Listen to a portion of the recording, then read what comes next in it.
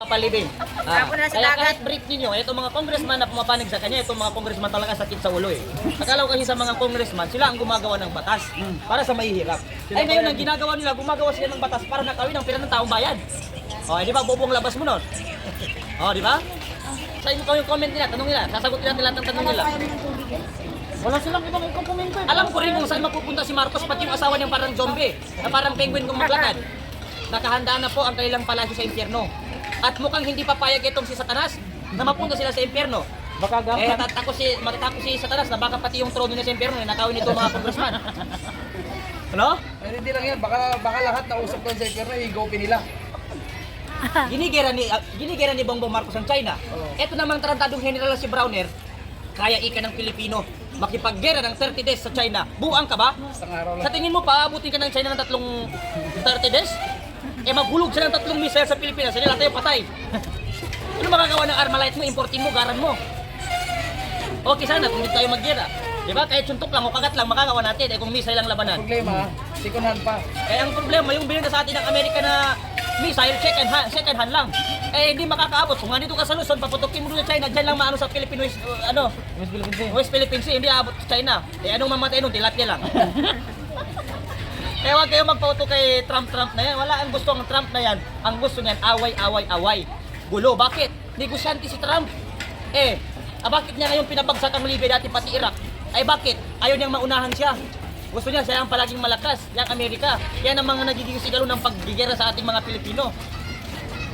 Kasi gusto maghari sa buong mundo. Tapos ngayon sabihin mo, pro-China ang mga Duterte. Aba, kung hindi dahil sa mga Chinese sila tayo patay ngayon eh. Oo. Saan ba galing yung tinurok sa'yo, tarantado ka? Hindi ba galing ng China yung Sinovac? Di ba? Iba yung tinurok sa kanya, tubig daw eh. Kaso yung mga loyalista, iba yung tinurok sa kanila. Yung tinurok sa kanila, alam niyo yung tubig ng dahon ng marijuana. Kaya hanggang ngayon, tuyo pa rin ng utak. Masyado naman malapit itong camera mo, para mapangit ko dyan. Ibalik natin doon sa Bukana Bridge. Yung Bukana Bridge, sabi nila, si Bongbong Marcos doon nagkaroon ng Bukana Bridge. Ito Bongbong Marcos. Akala ko galing ka sa China. No? Paano kayo nakagawa ng China, ng Bukana Bridge kung kaaway mo ang China? Di ba? Isa pa yan. Kung kaibigan mo, Amerika kasi tuta ka ng Amerika. No? Tuta ng Amerika ito. Alam mo yung ano ko? Pag nagkagera, Ma'am, nandito. hindi kayo ililigtas Ito. ng Amerika. Hindi yung ano ko, Oo. mismo cellphone ko. Yun, pinangbibideo, ma'am. Dito sa Pilipinas, tingnan nyo kung ilang Amerikano nandito. Anong ginagawa ng mga Amerikano dito? Ayan, kinakantot nila ang mga babaeng Pilipino pagkatapos iniiwan nila. O, di ba? Di ba? Diyan sa Makati, ang daming Amerikano dyan, nakakantot ng babae at Pilipino tapos iiwan. Pero punta ka rito, magdala ka ng TIN ID mo. Mag-apply ka sa company ng mga China. Hindi ka hanapan ng NBI, hindi ka hanapan ng mga DDoC, kahit DDoC hinahanap sa'yo. Mga PhilHealth, walang hinahanap sa'yo. Sabi ng sa'yo, ikaw meron ID.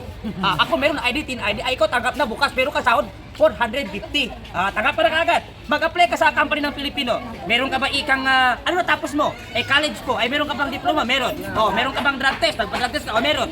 TIN ID, PhilHealth. Lahat, hinahanap sa'yo. Experience. Lahat hinahanap sa'yo. Magkuha ka ng NBI. Magkuha ka ng doon sa sityo ng ano, kung talagang pinapayagan ka lahat, ito ganyan. Hanggang sa mamatay ka, hindi ka tatanggap. bakit si Marcos Pero mag-apply ka sa China, ng mga company ng China, TIN ID lang, tanggap ka na. bakit si Marcos hindi napadrug test ang apply ng presidente? Okay na yan kasi yan talaga ang gobyerno Kasi natin. may Bulok ang pera. sistema. Ang pera tumatakbo.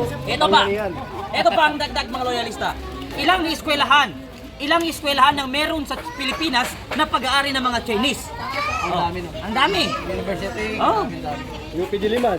Ilang eskwelahan. Hospital dito. Ay na naman, ang ingay nyo. Nag-ano pa ako, nagsasagdala kayo eh. Alam ko tapos ka na. Ilang eskwelahan ang meron sa Pilipinas na pag-aari ng China? Di ba? Ang dami. Ito pa, ilang ospital ang meron sa Pilipinas sa pag-aari ng China? Di ba? Ilang Pilipino ang pinapakain at binubuhay ng mga Chinese? Di ba? Hindi mo kasi na mayaman na. Anong ginagawa ng mga Amerikano sa Pilipinas? Diyan sa Makati, nangangantot ng Pilipino. Nagtayo siniiwan. Pero nagtayo naman sila ng EDCA.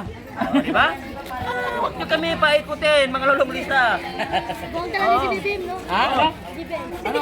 Buwang. Hindi na pa sa reklamo buwang doon. Kahit bata, buwang daw si Bibim. Ano yan? Ayun. Sino pa dyan? Tingnan natin kung sino na comment. Ito naman mga burikat sa Makati, pag nakikita ng Amerikano ay kumakakak. O rin pagkakak niya ay dabutas. Di ba? Ito ay walang kabastusan pero yan ang katotohanan. Nakal po!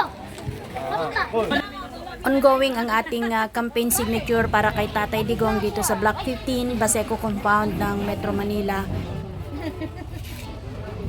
Ito po ay hinihiling natin na maibalik si Tatay Digong at husgahan siya dito sa Pilipinas sapagkat siya ay isang Pilipino na hindi dapat husgahan sa ibayong bansa.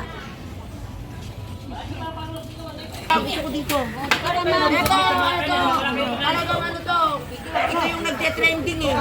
Kay Senator Bongo. Halika na dito. Okay. ID po, ID o. Yan, pangalan mo. Hindi pa tapos yan, mami. Hindi pa tapos yan. Ano mo, accept mo. Oo, accept kita. Yan ako rin nga. Accept mo talaga sa akin. Kay Mansur Arca. Ano yan? Ano ID? Unified ID. Unified ID. Malabong mata. Ating akin, mas nauna to. Mas nauna yung sila lahat sa akin. Umuha. Ako yung unang lumabas. Oo. Anong address mo? Bakit natin meron sa social media? Gusto mo makita? Sige ha. Hanapin natin kung Nice sa. Si Bebe.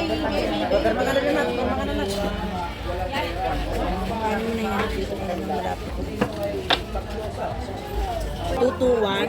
Ay, hindi. Grabe mga kababayan, ngayon natin napatunayan na napakarami palang Maka Duterte dito sa Baseco.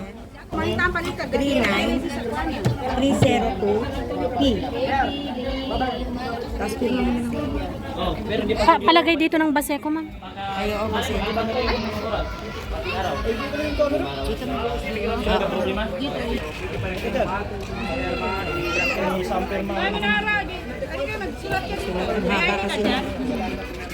Pilma na namin. Pilma mo. Ayan, dyan na lang. Ayan, sige.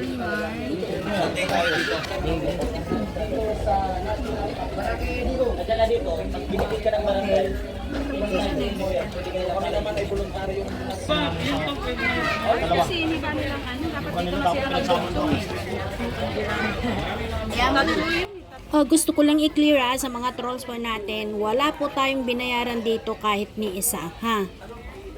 Ang mga taga Baseco ay tunay na nagmamahal kay Tatay Digong at lahat ng pumirma ay voluntary po.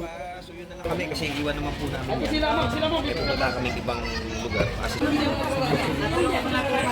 Ayan sa mga taga Baseco, lalo-lalo na po ang mga taga Block 15, maraming salamat po sa inyo mga kapatid.